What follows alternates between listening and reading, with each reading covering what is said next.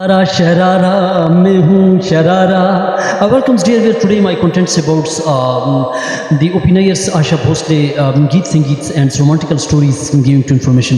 दोस्तों हमारे चैनल को सब्सक्राइब करें, लाइक करें और जहन के माइंड को जो है रिफ्रेश रखें और दिल को खोलें to feelings, goods emotions, goods romantical stories. Please subscribe, tension this, subscribe, more subscribes, all who are watching the giving to information. Romantical stories. दोस्तों ओपिनियर्स की हम बात करते हैं कि उनकी जो उनका संजू जो अपनी शादी विलन्स में जो उनका रहा, तो उस ज़माने में क्योंकि फ़िल्म जगत में उस ज़माने में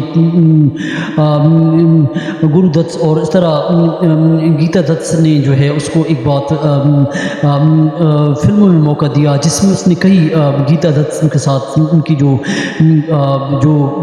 संजूक रहा, जिसमें गीता दत्त ने कई ओपिनियर के लिए कुर्बानियाँ दी, जिसमें फ़िल्म्स आप देख सकते हैं CID हो गई और इस तरह कई शोट और कई ऐसी फिल्में जो उन्होंने काम में, लेकिन वक्त की रागनी के साथ उनके रिश्ते जो है वक्त के साथ साथ टूटते गए और फिर गुरुदत्त ने उसको छोड़कर जो है एक दूसरी राह अख्तियार की और उसकी लाइफ में जो दोस्तों उसने काम करना शुरू किया आशा भोसले का था. और जितने गीत होते थे उस ज़माने में दोस्तों ओपिनियर्स की लड़ाई हुई थी लता मंगेशकर के साथ, और लता मंगेशकर ने ओपिनियर के साथ कई वर्षों तक जो है वो फिल्में नहीं बनाई और उसके लिए गीत नहीं गाया क्योंकि प्रोड्यूसर से डायरेक्टर्स थे उस ज़माने में जो उनके संजूक रहे.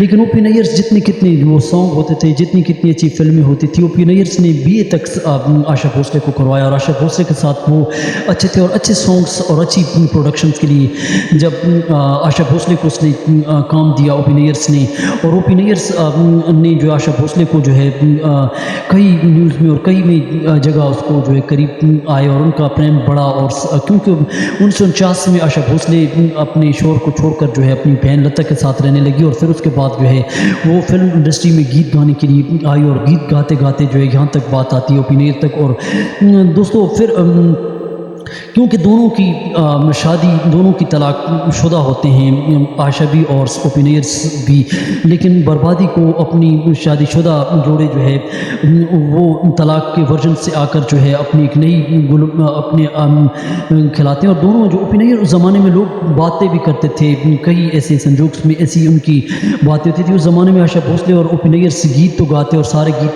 उसको देते, लेकिन दोपहर के बाद शाम के दौरान जो है ये मुंबई की गलियों में फिरते और कई लोग उसको देते और कई बातों के उनके चर्चे भी रहे उस ज़माने में. लेकिन उन्होंने तकरीबन 14 साल जो है बिताए और आशा भोसले के साथ उसने कई संजूक उनका रहा. लेकिन दोस्तों 28 जनवरी 2017 को जो है ओपिनियर्स की जो है डेथ हो गई और ओपिनियर्स ने कई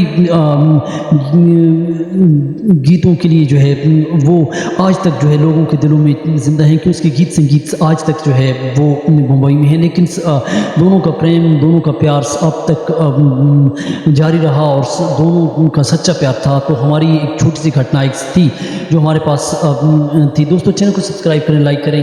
तो इस तरह की वीडियो के लिए आप ज़रूर कमेंट्स दें. Thank for watching.